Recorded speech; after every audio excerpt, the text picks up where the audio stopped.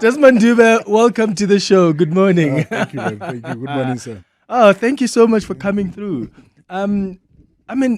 When someone talks to someone of your caliber, I don't even know where to begin because your career has expanded so much. But I always like asking my guests to reflect on their career because I don't know if you guys do that a lot because you've impacted us in unimaginable ways. And I wonder if sometimes you pause and you say, God, thank you.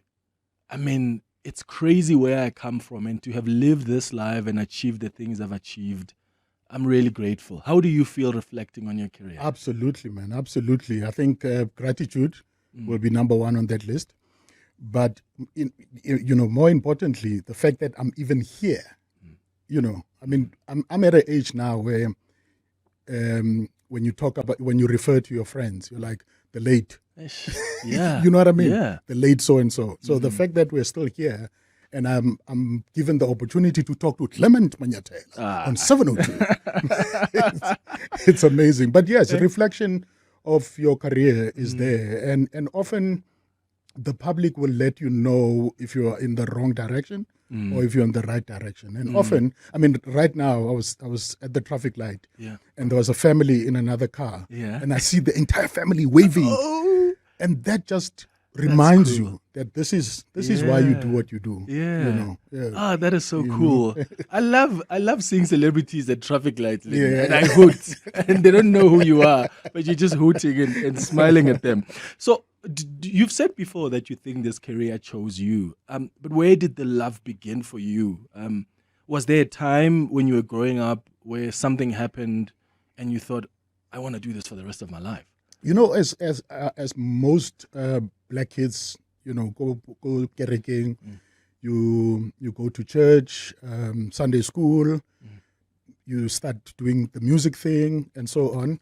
And I started falling in love with sketches, But I remember exactly when it bit me. My mother wanted to go to a Manyathela Queen's show. Yeah.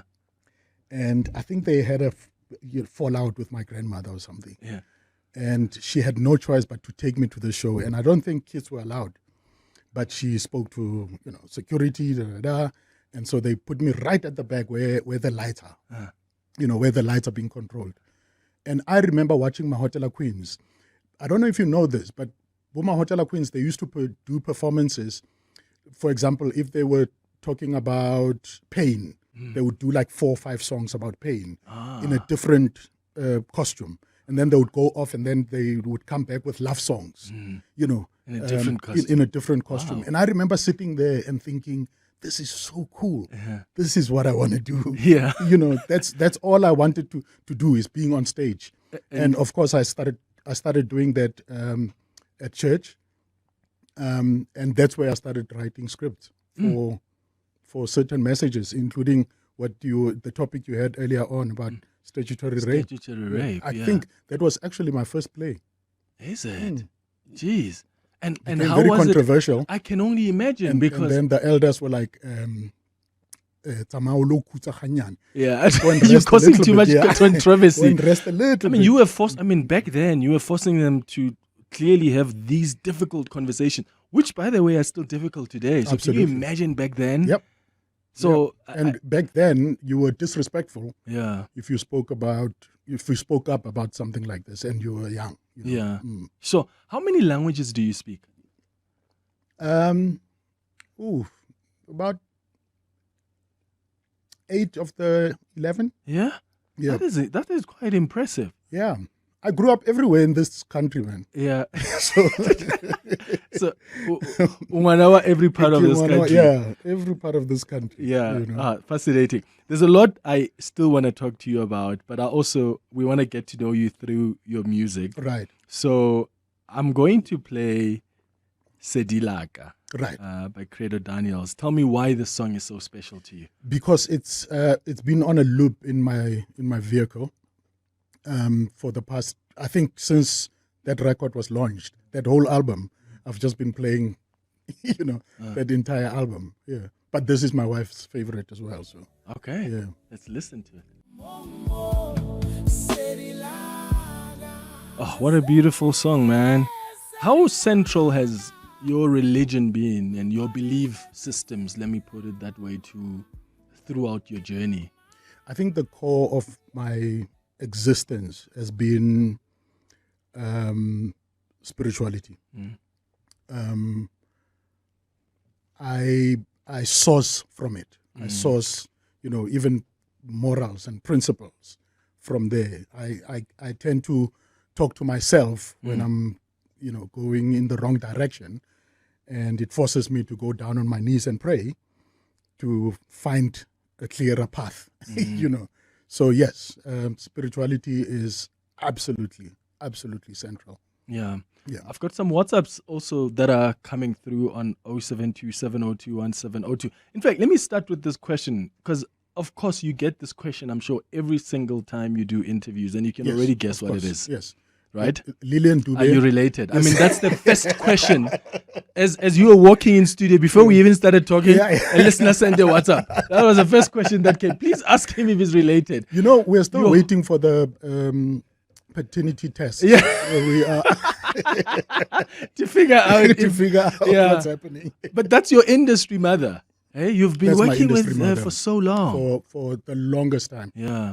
Actually, last week my wife and I were having a conversation about a time when I, just before the passing of Ma'am Lillian's mother, who was like, my heart, and I realized, man, Yeah. I know a mother of a grandmother. Yeah. Sure. Yeah. So I've known her for a long time. Yeah. I've known her for a long time. Yeah. So fascinating. Like, God works in mysterious ways. For characters, two different people who are not related to gel like this and have a synergy, and even in some way, And then sound the same. and almost like Kibatubautua from the same family, but they're not. Yeah. It's so fascinating. One of the fascinating things about Ma'am Lillian and I is that we'll go to a corporate event, for example, and I would spot something that's funny. Before I say it, she's already said it. Yeah. Yeah. And you realize that there's a synergy that is scary. Yeah. Have you always been like funny growing up? Like, were you like the funniest amongst your friends or in your family? I had my late sister used to laugh a lot at people. So that, we were that like sibling couple. But I think more than that, it was viewed as being naughty. So I never thought I was funny. I was just a naughty kid, naughty in, when something funny happens, your grandmother turns around, in church. She turns around to see. Gives you the look. Gives you the look. You better shut up. Yeah. So you were that kid. That is I was dirty. that kid. Yeah. All right, let's go to some WhatsApps on 072-702-1702. Hey, Clement. Now you have got the Malcop in brackets. That guy. He is the best of the best on TV everywhere. Hey, yeah. I know. Arnaldi champion, man. And that's all the champion is about Clement. Yeah, Tipa from Davidton, Clement. Thank you, Thank Tipa. you so much to invite such guys. Yeah. Latuma. Thank you. That's very kind. How did that Ahmad Look commercial change your life? Oh, drastically. I mean, how many years is it now? And people it's still a long reference time ago. that. I mean, someone sent the script, Yeah. and like they like reciting it and saying it. Yeah. So Yeah, some yeah, people yeah. have memorized actually what you used to say. I recently met like a 16-year-old who was doing the ad exactly like me, sounded like me. Yeah. And I was like, you are 16, Don. Ah, You were not even there. yes, when I did this thing. Yeah, when I did this thing. How did it change your career? And- Oh, no, drastically. I mean, when I did that, we were still filming Suburban Blues, which was my first major TV comedy show. And it just happened that it was right while we were shooting Suburban Blues. And then I had to leave. I went to the Netherlands. We shot the ad. Then I had to go to the Netherlands. So the ad got released in South Africa. While you were there? while I was there. Yeah. Were you in theater there? I was in theater there.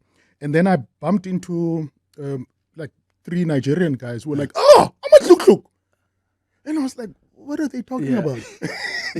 That's when I knew that if I, when I come back to the country, everyone will recognize me from Ahmad Luk, Sure. So after that, I mean, it sort of just spiraled, particularly into the advert world. Because, before then, I think I'd just done maybe 1 or 2, 3 ads. And then suddenly, everybody wanted me for their advert. And clientele got you. And never let go was of you. Like, no, you come here, sit down. How long have you been with them now? About 21 years. Yes. Do you know of anyone who has ever stayed with a brand for that long? I don't. I don't. No, I don't. Except from Anthony Anderson in the US. He was also with an insurance company, but I think he was with them for about 13 years. Yeah. Yeah. When you came in, our colleague from 947, Anilem Dota, came to say hi to you, and she said to you, "Do you have the lasting dignity plan?" Yeah. She said lasting dignity plan. I was like, how old is Anel? Yeah, because that was like an old one. No, lasting and it probably was ended there. Yeah. It was a long time ago. That is in fact, it ended before I became brand ambassador for clientele. That is so fascinating. I don't think my mom will even believe that I'm talking to you right now. So I must actually take a selfie and send it to her. Oh, absolutely. Let's go to Midrin now. Bovungana. Good morning. Hey, Clement, how's it? I am not, brother. How are you? Hey, you have a funny man. Dube. Do you remember this? A Boca Sophie cop, you stop a white man, poor man. You said, why are you wearing a puss? I come with a puss. And the guy was very angry. Keep on asking, what must I wear? Dube did not answer. And he said, why are you wearing this? Hey, the way he was angry, he removed his jacket and throw it down. You know the funny thing about that story, that particular guy, it was on a Leon Schuster film. That particular guy is now the head of security in the area I live in. Are you kidding me? Yeah. Wow. And he reminded me. He was like, "Hey, do you remember this?" And you I did almost remember. killed you. Yeah. Interesting. Oh, okay. We've got a call now from your industry mother, Lillian Dube. Hello, Mom Lillian. Hello, my sugar bean. How are you? I'm good. You've got my favorite son there with you. Desmond Dube. We really must do DNA test. Because we are the same in every way. And guess who is like me and you? Listen. Yes. You know what I respect you for, Wanaka? I love the fact that you love people and you respect people. That makes me so proud of you. Thank you. That is special. You make everybody think and feel that they are special. Thank you. Which is a rare gift, especially with a person like you.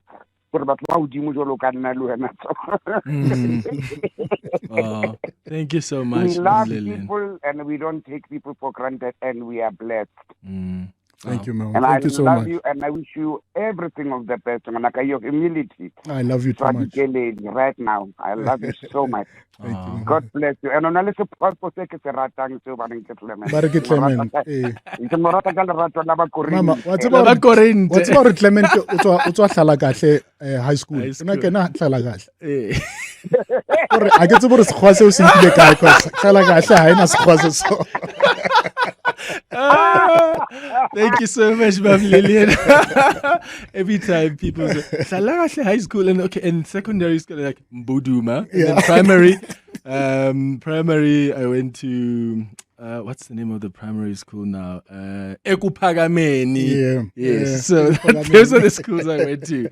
Tell me about the discipline that theater sort of taught you. And I don't want to love you what you love the most. I want to ask you what you love the most between theater and just doing television and film. But, I mean, the two are vastly different. Yeah. How do you draw inspiration from either of them? First, let me acknowledge the call, Mom Lillian calling. She loves you, by the way. I mean, I knew that she would be listening to this. Oh, yeah. But one of the things I learned from Mom Lillian is that this is a very wise woman. Yeah, She's not just funny because people see funny. She is very wise and she reads a lot. Yep. Yeah. Like how Shabile Mom Lillian, you think him no something next. You know. And she remembers, I remember once she invited me to her house and I've never met this woman. I just know her as a big star, but she's been listening to my show. And one time she got my number and she said, I want you to come over to the house, you know. And I got there and I think we spoke probably for about 2-3 hours, you know. We chilled and we were just chilling outside. And she was just telling me so much about this country and remembering the things that I didn't even know about, that I've never even heard people talk about. And I thought, wow, that's like institutional knowledge right there. Yeah. And she's incredibly smart. No, I agree with you. She's very smart. She's very smart. At my wedding, Did she speak at the wedding? Yeah. You are brave. No. You gave Mom Lillian your mic at your wedding. I actually didn't. My mother, my biological mother did. Yeah. So my mother was called to go up on stage. And I think she had stage fright. And then she looked down and she said, Lillian, go. You know. And Mom Lillian got to speak. So, but it was fascinating, man. I love this woman to bits. Yeah. I love her to bits. Oh, man. Such a cool woman. Yeah. Such a cool woman. Let me answer that question about the theater. the discipline of theater. I think what a lot of people don't know is that I also grew up in the martial arts field. And you have no idea. Listen, when you have kids, start them with martial arts before any other sports, because the discipline you get from, you know, being a martial artist is it's insane.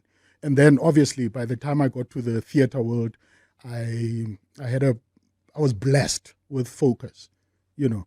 But I love theater. It's my number one. I think if theater had a lot of money, I would not be even doing television. Yeah. Yeah. You can tell, you know, there's certain actors whose work you observe and you can see that these people are trained. Right. That discipline is very visible. Right. And often the most amazing actors are people that have really started in theater. Sure. And as you say, unfortunately, I really celebrate. Yeah. You are just artists, You're creatives artists, who thespians who just Right. want to portray characters. Right. It's so fascinating. So when you do work, because you're an actor, I would imagine, before you're a comedian. Sure. How do you decide then what roles you want to take? Because we know you a lot as a comedian. Yeah. Is that what you were intentional about, that this is going to be my path? Comedy is my first love. Okay. In all honesty, I mean, comedy makes me happy. And it makes other people happy. It makes Us. other people happy as well. I like working on anything that's comical because I'm kind of naughty. But I think I got to a point where I think around 2018, 2019, I was like, okay, I need to show a little bit of versatility when it comes to being called an actor. You know, so I started playing a little bit more serious roles. I did a play called I See You in England.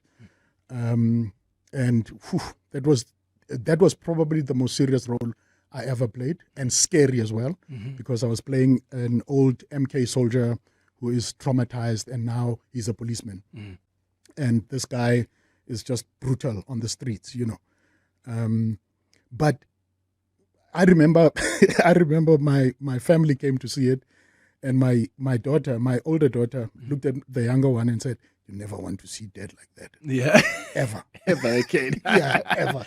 Yeah. You know. And I love that. I love the fact that even my kids were convinced that that's you know, that man was different. You know, that's not our father. Yeah, that's amazing. Yeah. So, you know, the versatility sort of made me happy. And I sort of kind of like wanted to tell those kind of stories, push a little bit. If you watched 180 recently, my character would probably be called at the Matlanga Commission. You know. Yeah. Hanging out with Clement on 702. Let's walk the talk. 24 minutes before 11 o'clock on our Hanging Out feature this morning, we are hanging out with a superstar, a man that we grew up watching who is so immensely talented. Desmond Dube is in studio with us this morning, and I want to go to your calls now on 072 702 1702. Let's start with your WhatsApps. Hello, Clement. Good morning, and the listeners, and Desmond Lab. Yeah, I used to watch his SAPC 2 Dube on 2 back in the days. I used to love that show. Whenever I wanted to laugh, I know I would laugh. Yeah. Abanta kumele sibabonge basaphila baba. Kumele sibabonge basaphila. Absolutely. Yeah, when you're talking about celebrities that are down to earth, he's one of them. So you are down to earth, I get, but I wonder if you sometimes have the pressure of meeting the expectation of your fans, because they see you as a funny man. So sometimes whether about wanna go restaurant, family, or you're having a bad day at the mall, and they think they're gonna get the Desmond Dube who is in high spirits. How do you manage that? Being funny is always expected. Yeah. And you're quite right. I don't even do malls. I don't go to malls for that exact reason. I do small centers. Yeah. So, you'll park here, you get into the shop, you get out, because malling, now you have to go past the banking queue. Yeah. And the guys are standing there, and one recognizes you and expect you to be funny. Yeah, and you're rushing that time. And you're rushing. Right 10, Absolutely. But I think also over the years, I got to understand that people are not being ugly. Yeah. People just, they are happy to see you. And often it'll be somebody who comes from, particularly around December, someone who comes from Velcom. They've never seen anyone from TV. They see you for the first time. And if you're ugly to them, that's the impression they have about everybody That's in true. the industry. So you're kind of representing a larger industry than just yourself. Yes, I like that. Yeah, I like that.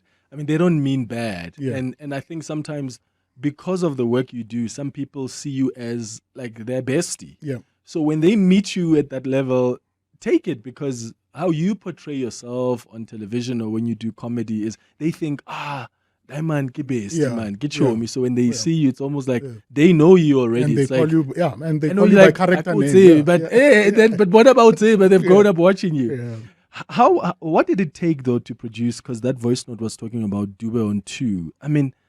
To produce something that consistently make people laugh so hard. Like, what did it take? What did you like? What was your metric? The dream at the time was just, I don't know what metric means, by the way. I cannot metric.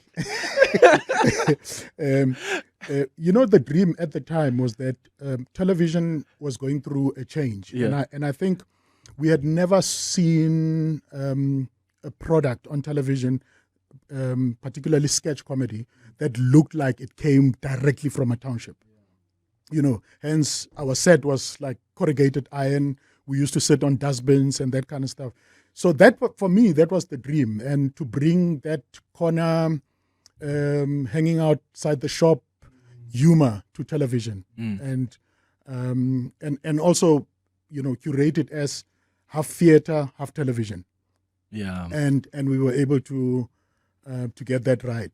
And we were very lucky at the time. Even the commissioning editors were still trying to figure out things at the channel. So we were able to be allowed to come up with scripts right there. We would have On the written spot. scripts that got, signed off and stuff. But then when we get on set, something else would be funny. And then we go, no, that's, the character Sekhwane Mafike. That character was created because we were short of like 2 minutes on an episode. And, the producer said, what do we do? We have to end in this thing later today. And I was like, give me a blanket. I'm going to tell this story. just as a, and then it became popular. And we had to to stick to it now. Wow, and that's a decision that was just taken on the spot like that. Right on the spot, yeah. Wow. Hi, Clement. I hope you're well, and good morning to Desmond Dube as well. You've got a legend there with you. I mean, some of my fondest memories, earliest memories of Desmond Dube was when he did Dube on 2 with the likes of Lee Duru, and yeah, just those were amazing times. I've just got one question for Desmond Dube.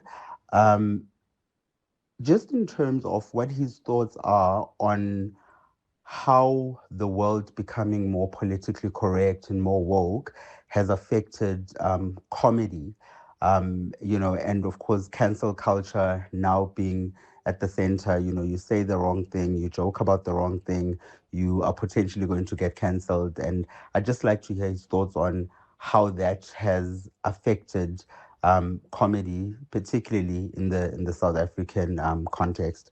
Thank you so much, Lulama and Binoni. Morning, Clement. You've got mad caps there. Clement, that's a legend. That guy is an all-rounder. I wanted to greet him. Desmond and Limama Lilian. Well, those are our legends, man. It's Jan Peter Tachi here. Hey, but go say Timbao, Clement. I wanted to say hi to them. Thank you. Bye. Nice. Yeah. Yeah. There's someone who's asking about cancel culture and how it sort of has affected comedy. Yeah. Of course, it has. It has. But, I don't believe that cancel culture just came from society. I really think cancel culture was curated by politics.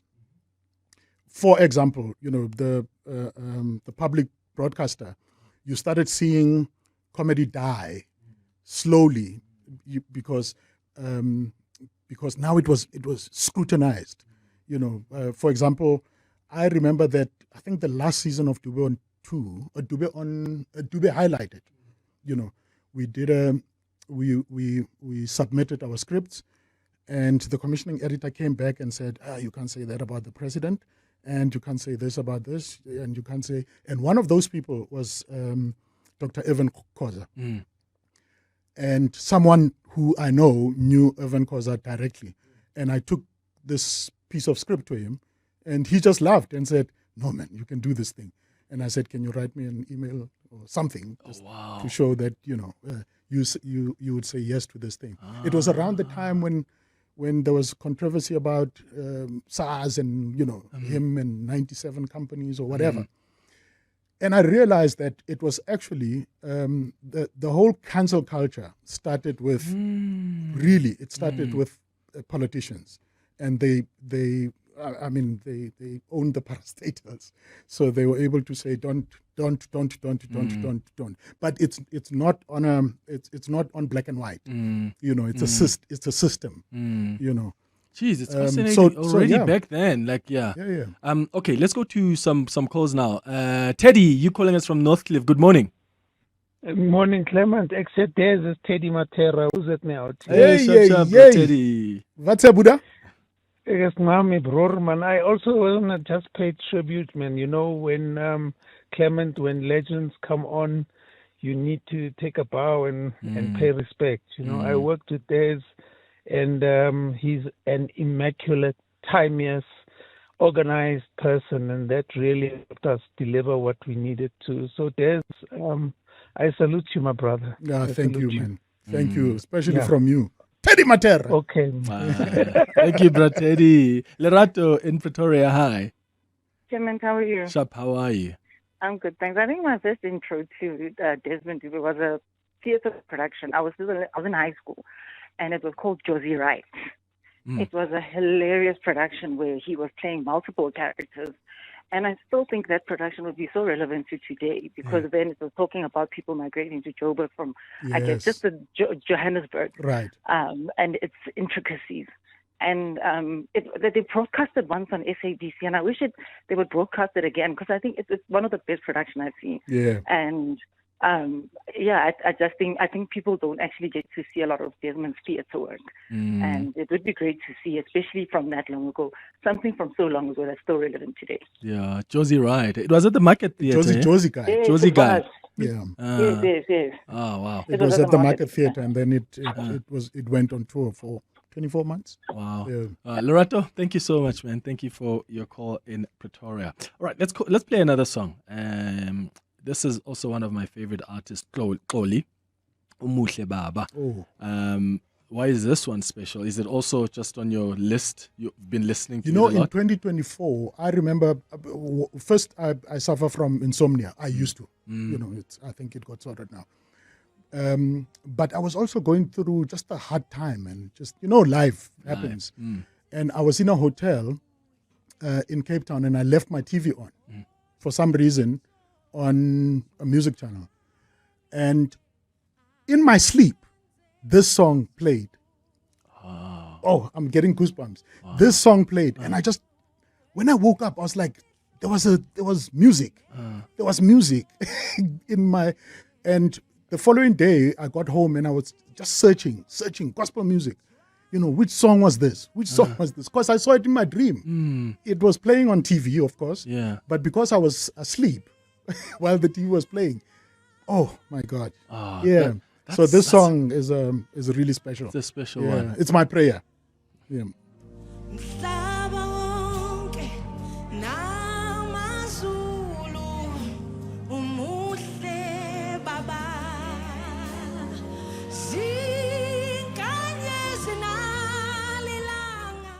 Hanging out with Clement on 702. Let's walk the talk. 8 minutes before 11 o'clock. Let's go with Q WhatsApps. Clement, I wanna that man. I think this is one guy that is just not celebrated enough too.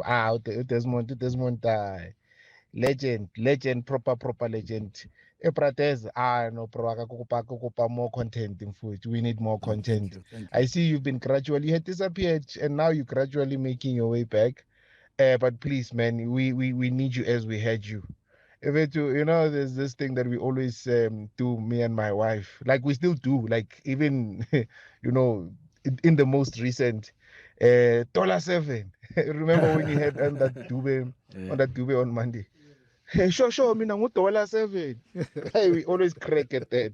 But my man, I really, really appreciate you. Sidiso was a Timbi, so sure. Thanks, Sidiso. Cool. Windy. Amatlok. Bafana. Hansi. Clement, you have a legend there. You have a huge legend. I mean, from Amatlok times to when SABC used to host this guy for Dube on Monday, we had to be glued on our screens every Monday. Big ups to you, Desmond, and I hope we see more of you on the screens. Thank you, sir. Thank you so much for blessing us. Morning, Clement and Pratui. Good morning. Yo, I'm very sorry. I'm gonna say this name, but I was very young. Actually, I was very, very, very, very young when I said this. When I was young, I used to think, Desmond, Lilian are actually married. I used to think you guys are married when Ali, Marilyn told me. But anyway, no, man. I'm really a fan of your work, Mfethu. I know you know how to do your thing. When especially on how to ruin Christmas. You ruined Christmas, but you made my I don't know what. My career life. I don't know. I wanna live with Shail. Thank you very much, man, for being on our screens. Hey, Tara. Thank you, sir. I'm Desmond Dube. Thank you very much, man. Thank you so much. Mahir says Clement, he portrayed his role very, very well in like the 180 on Netflix, keeping his charm and cool, being the corrupt character that he was there on the film. Another says Clement, thanks for bringing this heavyweight of comedy, Mr. Dube on too. That's Siyabonga in Piri, Soweto. I want to ask you just about being a devoted family man. How has parenthood sort of changed you? Do you think it's changed you in a way? I think it made me better. Mm. I definitely think it made me better. Better decisions, better choices in life. I'm one that never wanted to disappoint my children. I respect my wife, love my wife, but I never wanted to disappoint my kids. So I had to talk to myself. Even the naughty part of me had to straighten up. Definitely made me better. So how do you then balance the unpredictability of this industry with just trying to be the present father? This is who I am. If I'm not at work, I'm at home with my kids. Well, now they're not at home anymore, so we've got a little bit of flexibility, my wife and I. So, we're able to go out a little bit more and that kind of stuff. But that's pretty much what the choices became. How much time does one really have to become a parent? I get about 70% of parenting is just being there. Yeah. You don't even have to talk to the kids. Just be there. Just be there. Be there. Yeah. Nobuhle says, Clement, I'm listening to you all the way in the Vaal. Please let Mr. Desmond Dube know that he's an inspiration to us and our kids who believe in the arts. We would love to see Dube on 2 again and again and again. So please thank him for us. And really, this just speaks to how we feel about your career, Brother Desmond. Thank you so much for just your contribution, man. You've made us laugh. You've made us enjoy coming together as families and just watching television. That's the idea. And I consider it a privilege to be able to sit across you. Someone of your it's my caliber. privilege. The funny thing is, and a lot came out from your WhatsApp messages, is me bumping into a guy like you, Nalidi, and then the guy is like, I was watching you when I was a kid. And I'm like, hey, dude. Yeah. We look the same age. Yeah. But also, you haven't really changed, eh? You think so? No. I mean, do you give think Vaseline, Papa. Give Vaseline, eh? Vaseline. Yeah. I mean, it's so that's good. So you're aging very well. That's a compliment. No, thank you so much for coming. Thank you very much for inviting me, I'm glad man. this finally Thank you happened. so much for inviting me. I'm so glad that I had time to actually pop in this time. I did think my wife will be very disappointed. I thought we'll have an opportunity to do a dance challenge, because I think I'm the only person who can, I'll win against you. That's for sure. Yeah. Okay, just for that challenge, I think we'll do it before the news and then we'll post it. And let's let the listeners decide. I'll call Tando in. How about that? Desmond Dube, everyone. Thank you. Thank you so much. Thank you very much. You and your team are on fire. You always bring the most relevant, brilliant, immensely talented people onto the Hanging Out feature. Desmond is one of those gems that needs to be appreciated while he's still alive. I took my kids to one of the pantomimes that he was acting in, and he was gracious enough with his time to come and greet us, and we really appreciate him. Hanging Out with Clement on 702. Let's walk the talk.